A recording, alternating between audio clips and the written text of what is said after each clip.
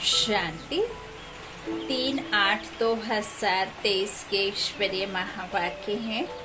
आज की साकार मुरली के सार में मीठी मीठी प्यारे प्यारे शिव बाबा ने कहा, मीठे बच्चे याद की यात्रा में टाइम देते रहो तो विकर्म विनाश होते जाएंगे, सबसे ममत्व मिट जाएगा, बाप के गले का हार बन जाएंगे।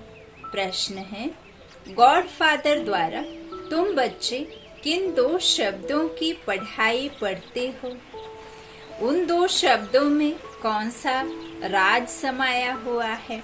उत्तर में प्यारे बाबा ने कहा, गॉड फादर तुम्हें इतना ही पढ़ाते हैं कि हे आत्माएं, शरीर का भान छोड़ो, जो तुम नहीं है उसे याद मत करो, जो तुम असल में हो उसकी स्मृति में रहो, और जिसकी स्मृति में अभी तुम हो वो तुम्हारा नहीं है। और जो तुम को मैं समझा रहा हूँ कि आत्मिक स्थिति में रहो, तो वो स्थिति में रहने से तुम्हारी स्थिति बहुत ऊंची बन जाएगी।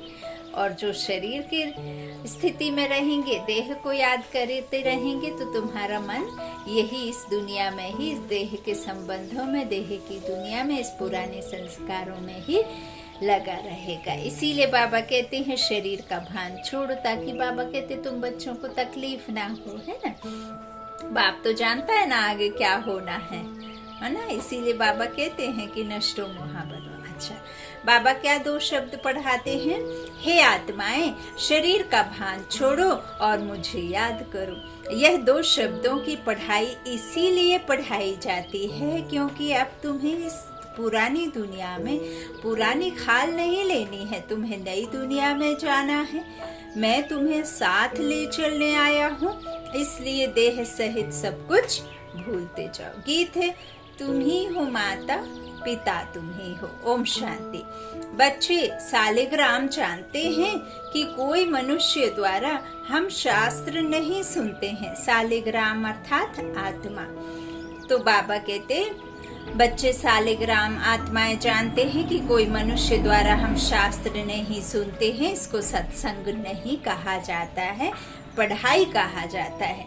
अगर मनुष्यों से पूछा जाए तो कहेंगे कि हम सत्संग में जाते हैं, व कहेंगे कि हम कॉलेज में जाते हैं। यह तो जानते हो सत्संग में साधु संत विद्वान आदि सुनाने वाले होंगे, कोई ना कोई मनुष्य ही होगा सुनाने वाले। बाबा कहते स्कूल में भी मनुष्य टीचर प्रोफेसर आदि होंगे, यहाँ मनुष्य नहीं है। यह है बेहद का रूहानी बाप, जिसको कहा जाता है तुम्हें वो माताश्च पिता तुम्हें वो। यह महिमा देवताओं की भी नहीं, ब्रह्मा विष्णु शंकर की भी नहीं, यह महिमा है निराकार परम पिता परमात्मा की। अब बच्चे जानते हैं कि निराकार परम पिता परमात्मा यह शरीर धारण कर पाठ बजा रहे हैं। सिवाय इस निराकार परम पिता परमात्मा के कोई भी ब्रह्मा कुमार कुमारियों को पढ़ा नहीं सकते। ब्रह्मा को भी ज्ञान सागर नहीं कहेंगे, इसको प्रजापिता कहेंगे। ज्ञान सागर एक ही निराकार परम पिता परमात्मा को कहा जाता है, वही पतितों को पावन बनाने वाला है। बाबा कहते हैं क्योंकि ज्ञान सागर से ही सद्गति होती है, यह है नई बात। बाबा कहते भी हैं, जो लौकिक में संसार में जहाँ हम सब कुछ देख पा रहे हैं, इस संसार में पढ़ाई करके तुम डॉक्टर बन सकते हो, इंजीनियर बन सकते हो, टीचर बन सकते हो। तुम शरीर निर्वाहार्थ कुछ अच्छा काम करके, कुछ कमाई करके तुम धन दौलत कमा के धनवान व्यक्ति बन सकते हो, संत बन सकते हो, महान व्यक्ति बन सकते हो, जो तुमको इस दुनिया में लोग पहचाने। लेकिन तुम्हें भगवान से भगवान भगवती कोई नहीं बना सकता। वो सिर्फ और सिर्फ मनुष्य से देवता बनाने वाला गॉड फादर ही है, जो तुम्हें नर से नारायण बना सकता है। तो बाबा कहते हैं इस तरह से जो भी मैं तुमको ज्ञान देता हूँ, उसी से तुम्हारी फिर सदगति होती है। यह है नई बात।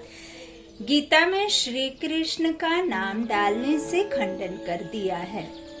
अब मनुष्यों को कैसे पता पड़े कि नॉलेजफुल परमपिता परमात्मा आकर नॉलेज देते हैं। अब जो हमारे आजे पराजे और जो उनके भी आजे पराजे जो सुनते आए, बचपन से कहते आए, जो उनको बताया गया वो हम भी सुनते आए और हम भी उसी को सच मान बैठे। लेकिन परमपिता परमात्मा का ड्रामा में पार्ट है भी संगम युग पर। अब वो संगम युग जब तक ना आए, जब तक ये चक्र पूरा ना हो, तब तक वो परमात्मा ब्रह्म तन में आए ना और हमें पता चले। उसमें भी जो परमात्मा के बच्चे हैं, जो बाबा के मातेले बच्चे हैं, वो आएंगे, है ना। एक मातेले बाबा ने बताया, एक सौतेले बताया है ना। तो बाबा कहते हैं इस तरह से मैं ही आता हूँ, तभी फिर तुमको आकर के नॉलेज दे करके नॉलेजफुल बनाता हूँ, नहीं तो पता कैसे पड़े। यह मनुष्य भूल जाते हैं। ऐसे नहीं कि शास्त्र आदि द्वापर के आदि में ही बनते हैं, नहीं, समझाया जाता है। पहले बाप का चित्र मंदिर आदि बनते। देखो बाबा ने आज एक गुहार आज फिर समझाया कि जब द्वापर की शुरुआत होती है और त्रेता का अंत होता है, तो ऐसे नहीं है कि द्वापर के आदि में ही ये शास्त्र आदि बन गए होंगे। पहले कौन बनेगा, किसकी मंदिर आदि बनेंगे, किसकी पूजा होगी शुरू?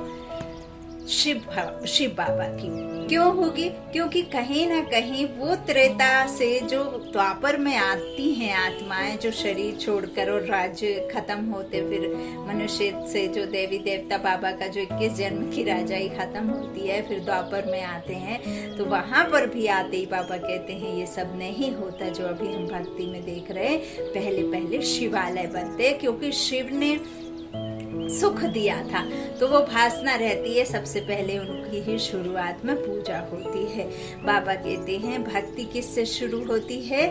बाप का चित्र। मंदिर आदि बनते हैं जिससे भक्ति शुरू होती है। भक्ति भी बहुत समय परमात्मा की होनी चाहिए, क्योंकि उच्चते उच्च वह है, उनकी पूजा पहले शुरू होती है। पूजा लायक है एक ही शिव, ऐसे नहीं कि ब्रह्मा विष्णु शंकर व जगत अम्बा जगत पिता पूजा के लिए लायक है। इन सबको पूज्य बनाने वाला एक ही बाप है।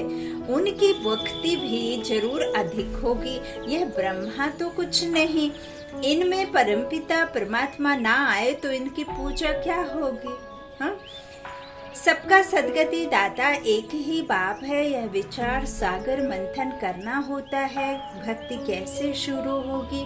श्री बाबा तो विचार सागर मंथन नहीं करते, बच्चों को विचार सागर मंथन करना है। सरस्वती जो ब्रह्मा की मुख वंशावली है, उनको भी विचार सागर मंथन करना है।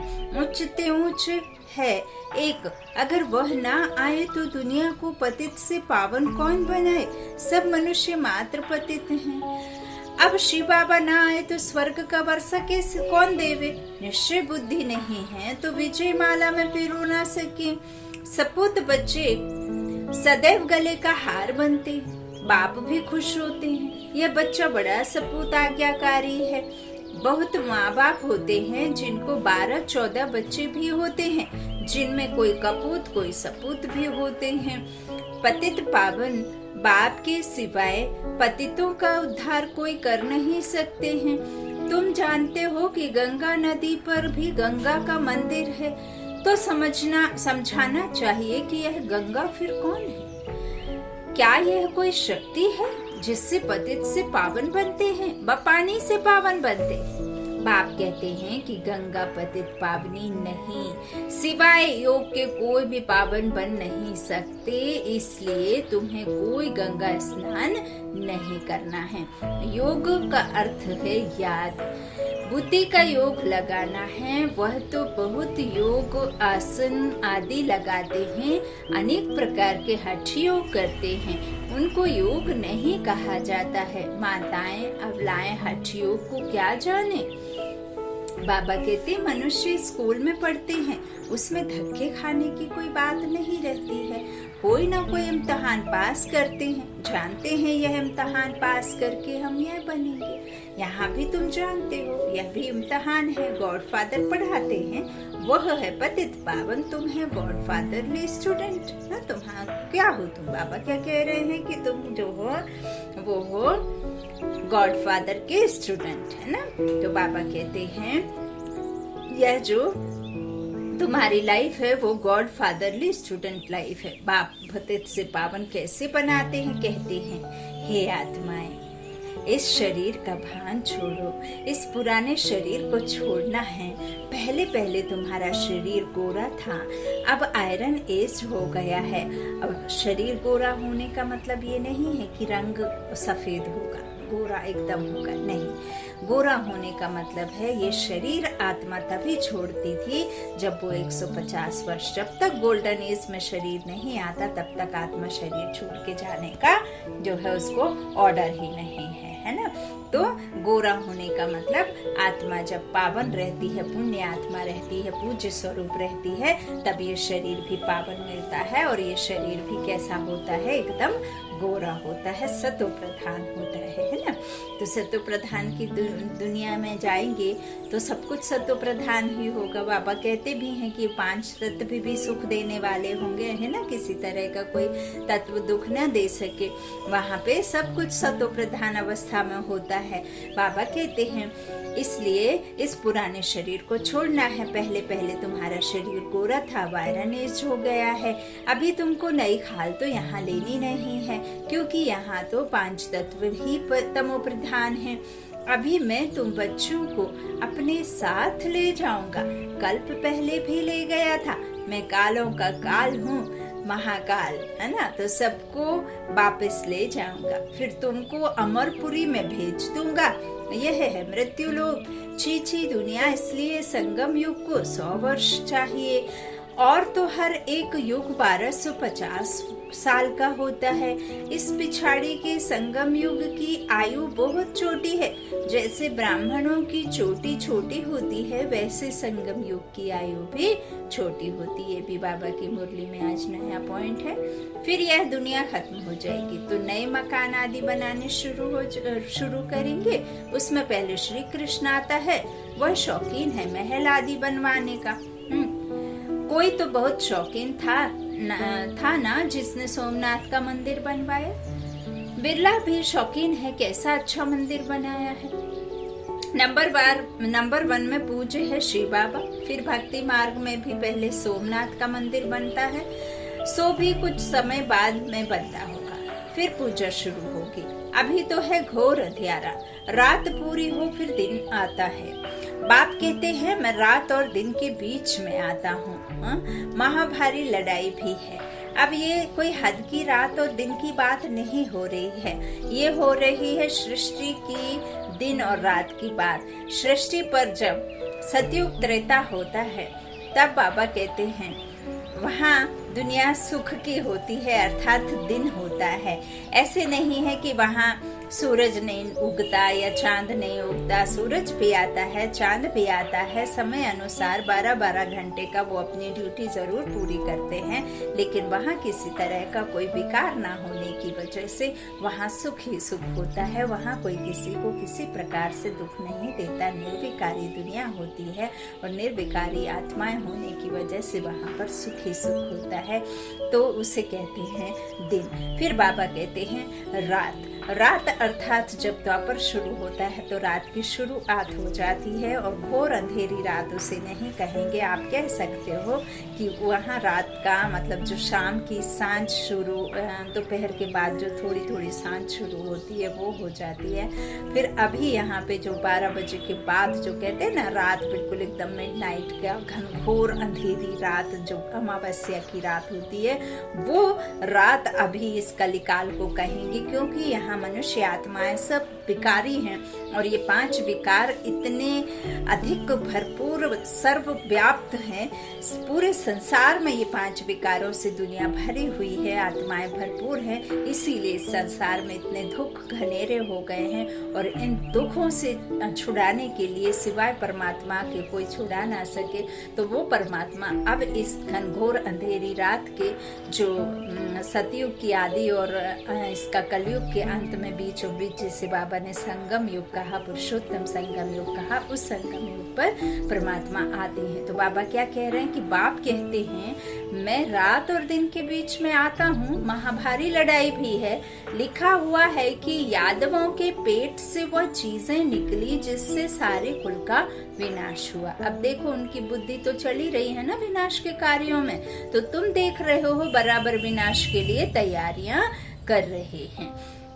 समझते हैं कोई प्रेरक दोनों ने विनाश के लिए बॉम्ब्स बनाकर रखे हैं, आफतें भी आनी है।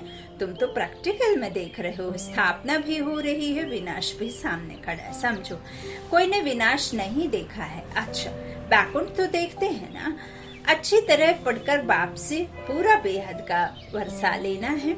तुम वो साकार नहीं पढ़ाते हैं, शास्त्रों आदि की बात नहीं है, यह तो ज्ञान सागर स्वयं पढ़ाते हैं ब्रह्मा मुख के द्वारा। इसमें कोई कलम और दाबात की आवश्यकता नहीं है, यह तो भगवान वाच हैं और भगवान के वाच जो निकले हैं वो ब्रह्मा मुख के द्वारा निकले हैं। तो बाबा कहते तुम अपने को देही समझ बाप को याद करते हो, भगवान वाच अपने बच्चों प्रति कहते हैं मैं तुम बच्चों के सम्मुख होता हूँ।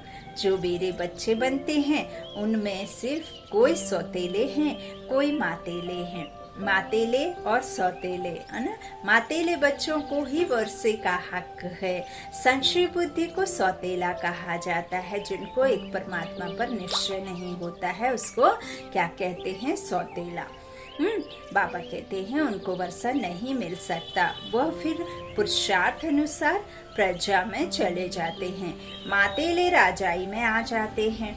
वह बाप को प्यार करते हैं, बाप उनको प्यार करते हैं, गाते भी हैं ना तुम पर बलिहार जाऊंगा, वारी जाऊंगा। बाप कहते हैं मुझे याद करेंगे तो मैं तुमको मदद दूंगा। हिम्मते मर्दे मदद खुदा, हिम्मते मर्दा मदद खुदा, है ना। और सबसे बुद्धि योग तोड़ एक से जोड़ना है। तुम कहते हो हम बाबा के हैं, यह सब कुछ बाबा का है।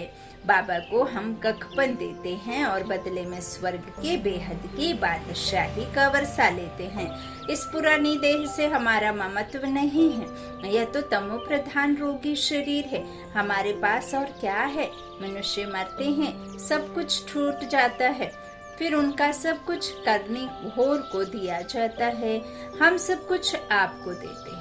ममत्व मिटाने के लिए हम निरंतर बाबा को याद करने का पुरुषार्थ करते हैं। माया फिर विघ्न डालती है, इसलिए धीरे धीरे जितना मेरी याद में टाइम देते रहेंगे तो विकर्म विनाश होंगे, वही मेरे गले का हार बनेंगे।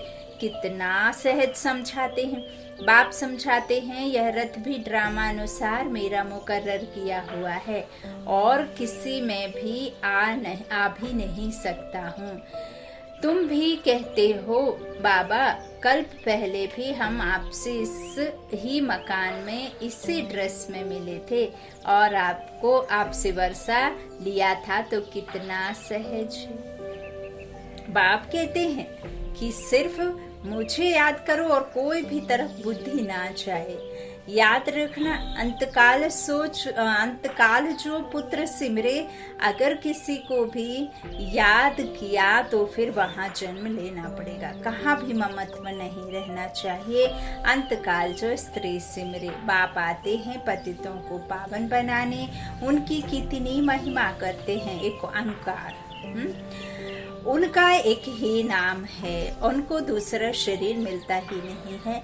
जो नाम बदली हो, तुम तो 84 जन्म लेते हो तो नाम भी 84 पढ़ते हैं, माता पिता भी शरीर रूपी 84 होंगे और तुम्हारे फीचर्स घर बार सब तो 84 होंगे। 84 तरीके से तुमने शरीर निर्वाहार्थ कर्म भी किए होंगे, वर्ण भी चेंज हुए होंगे, कभी माँ कभी बहन, कभी बेटी, कभी कुछ इस तरह से। देखो वर्ण बहन भाई के बने होंगे न, नर के कभी नारी के, तो इस तरह से फिर कितने सारे संबंध में आए होंगे।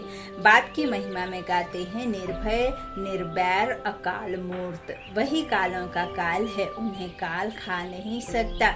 मैं सभी को मुक्ति धाम में ले जाऊंगा, निर्वैर मेरा कोई से वैर नहीं है। अकाल मूर्त अजूनी अकाल मूर्त जोनी, ऐसे कहते हैं ना पंजाब में। तो मैं जन्म मरण में नहीं आता हूँ। उनकी कितनी महिमा गाते हैं। गाया भी जाता है दुख हरता सुख करता। कलयुग के दुख हरते हैं, सतयुग के सुख देते हैं। बच्चे जानते हैं भारत में सतयुग में जीवन मुक्ति थी, बाकी सभी आत्माएं शांति धाम में थी। याद पड़ता है ना? तो जरूर बाप जब संगम पर आए तब सभी को शांति धाम ले जाए और तुमको फिर सुख धाम भेज दे। कितनी सहज बात है। परंतु माया ऐसी है जो यहाँ से बाहर गया तो भूल जाएंगे। जैसे गर्भ जेल में धर्मराज के द्वारा तुमको सजा दिलाता हूँ, त्राही त्राही करते हो कि हम माफी मांगते हैं, फिर ऐसे पाप नहीं करेंगे। बाहर निकलने से फिर भी पाप करने लग पड़ते हैं। यह है ही माया का राज। सतयुग त्रेता में माया होती नहीं, वहां तो सुख ही सुख रहता है। अभी तुम पढ़ रहे हो, इसमें घर बार छोड़ने की बात नहीं। बाप कहते हैं देह सहित सब कुछ भूल जाओ। भूलने से घर बार छोड़ने की बात ही नहीं आती है ना। भूलना और घर बार छोड़ना अलग अलग है। बाबा कहते तुम्हारा यह बेहद का सन्यास है। उन सन्यासियों का है हद का सन्यास। देखो, सन्यासी घर छोड़ के भी चले जाएं तो भी क्या कोई जानता है कि उनके मन में घर याद ना रहता हो, पति पत्नी याद ना होते आते हो, बच्चे माँ बाप याद ना आते होंगे। और परमात्मा क्या कह रहे हैं, यहाँ रहकर तुम ग्रस्त में रहो, किसी भी ड्रामे में तुम हो, सिर्फ मुझे बुद्धि से याद करो, मुझे अपने मन में जगह दे दो, मुझे अपने मन में बसा लो और सबसे ममत्व निकाल दो। वो इसलिए परमात्मा कह रहे हैं क्योंकि यदि तुमने ये नहीं किया तो तुमको बाद में बहुत पछताना पड़ेगा, क्योंकि सबका अभी जाने का समय है ना। तो इसलिए वो है हद का सन्यास और तुम्हारा है बेहद का सन्यास। तुम्हें मन से भूलना है, देह से कहीं बाहर नहीं जाना है, घर छोड़कर शरीर से नहीं जाना है। अच्छा, तो उन सन्यासियों का हद का जंगल में जाकर फिर लौट आते हैं शहर में। नाम कितने बड़े बड़े रखवाते हैं। बाप कहते हैं मैं कितना सहज समझाता हूँ। बुढ़ियाएं कितनी हैं, कहती हैं हमको धारणा नहीं होती। अच्छा, यह तो जानती हो कि परमात्मा पढ़ाते हैं। वह कहते हैं सिर्फ मुझे याद करो, इसमें तो कोई तकलीफ नहीं है। जैसे राम राम कहते थे, यहाँ निराकार राम को याद करना है। अभी हमने 84 का चक्र पूरा किया है। यह हुआ स्वदर्शन चक्र। आत्मा ने 84 जन्म लिए तो वो पूरा घूम गई चक्कर, है ना। तो आत्मा के चक्र को दर्शन होता है। बाबा कहते हैं यहाँ ही निरोगी काया बनती है। चक्र को जानने से तुम उच्च पद पाएंगे। इसलिए बाबा कहते हैं कि स्वदर्शन चक्रधारी बनो। कितना सहज समझाते हैं, सहज याद, सहज सृष्टि चक्र, कोई तकलीफ नहीं। यह है सच्ची कमाई। बाकी धन माल तो सब खत्म हो जाना, सब छूट जाता है। सागर को उथल खानी है, नेचुरल कैलेमिटीज भी आनी है। भारत सचखंड था और कोई भी खंड नहीं था। भारत है शिव बाबा की जन्मभूमि, बड़े ते बड़ा तीर्थ है। भारत में ही सोमनाथ का मंदिर कितना अच्छा बना हुआ है। अभी तो ढेर के ढेर बनाते हैं। बाबा कहते हैं कि इस समय की शादी पूरी बर्बादी है, शिव बाबा से सगाई पूरी आबादी है। शिव बाबा साजन भी है, स्वर्ग में भेज देते हैं। तुम यहाँ आए हो, जानते हो हम यहाँ बरोबर नर से नारायण, नारी से लक्ष्मी बनेंगे। ऐसे नहीं कि पुरुष जाकर पुरुष ही बनेंगे, बदलते रहते हैं। कोई चोला पुरुष का, कोई स्त्री का। फिर सतयुग से त्रेता कैसे बनता है वह भी समझाया गया है। बाबा कहते हैं अभी तुम बच्चों को नॉलेजफुल गॉड फादर पढ़ाते हैं। मनुष्य तो फादर टीचर सतगुरु हो न सके। फादर और टीचर हो सकते हैं, गुरु हो नहीं सकते। सो भी वह जिस्मानी विद्या और यह बाबा तो एकदम स्वर्ग का मालिक बनाते हैं। कोई भी बात ना समझो तो 1000 बार पूछो। अच्छा, मीठी मीठी सी कीलाधी बच्चों प्रति माता पिता बाप दादा का याद प्यारो गुड मॉर्निंग। रूहानी बाप की रूहानी बच्चों को नमस्ते। हम रूहानी बच्चों की रूहानी माता पिता बाप दादा को याद प्यारो गुड मॉर्निंग। धारणा के लिए मुख्य सार है। पहला बाबा ने कहा सपूत आज्ञाकारी बन, विजय माला में पिरोना है। बाप को अपना ककपंदे बलिहार हो सबसे ममत्व मिटा देना है। दूसरा बाबा ने कहा अंतकाल में एक बाप ही याद रहे उसके लिए और सबसे बुद्धि योग तोड़ निरंतर बाप की याद में रहने का पुरुषार्थ करना है।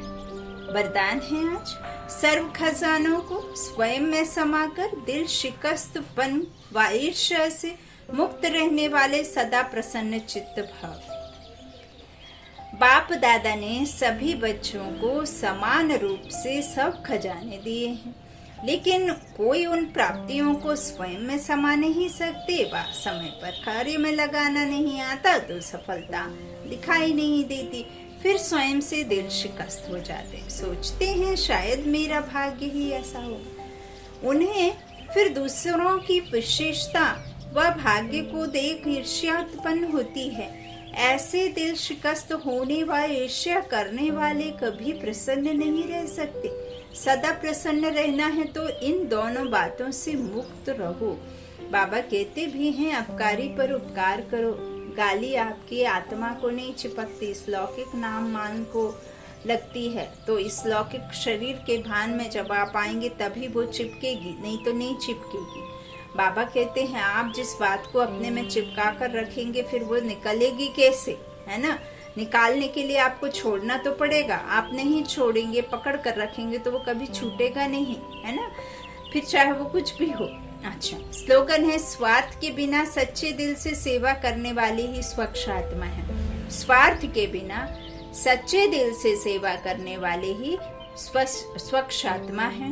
बाबा ने पूरे विश्व में परमात्मा ने हर एक आत्मा तक अपना ज्ञान और अपना पहचान परिचय देने का जो बाबा ने संगम युग पर अवतरण लेकर के शुरुआत हुई 1939 में, जब भी बाबा हमारे आए यहाँ पे ब्रह्मा बाबा के जाने से पहले ये मुरलियाँ चलाई, तो बाबा ने हर एक को हक दिया है। परमपिता परमात्मा ने कहा है मीठे बच्चे तुम भल किसी भी ड्रामा में हो, यदि तुमने ज्ञान सुना है तो तुम्हें ज्ञान सुनाना है, भल फिर कोई सुने ना सुने, तुम्हारा कर्तव्य है परमात्मा का परिचय देना, ताकि कल के लिए कोई ये ना कहे, उल्हना ना दे कि बाप आए और हमें पता भी ना चला। ईश्वर आए और ईश्वर ने अपनी पहचान दी और हमें तो पता ही ना चला। इसीलिए जब भी यदि आपके कान में ज्ञान का ज्ञा भी पड़ गया है, परमात्मा का पा भी पता चल गया है, पहचान का पा पता है, तो आप जरूर उनको पहचान दें। जरूर परमात्मा का स्वर्ग का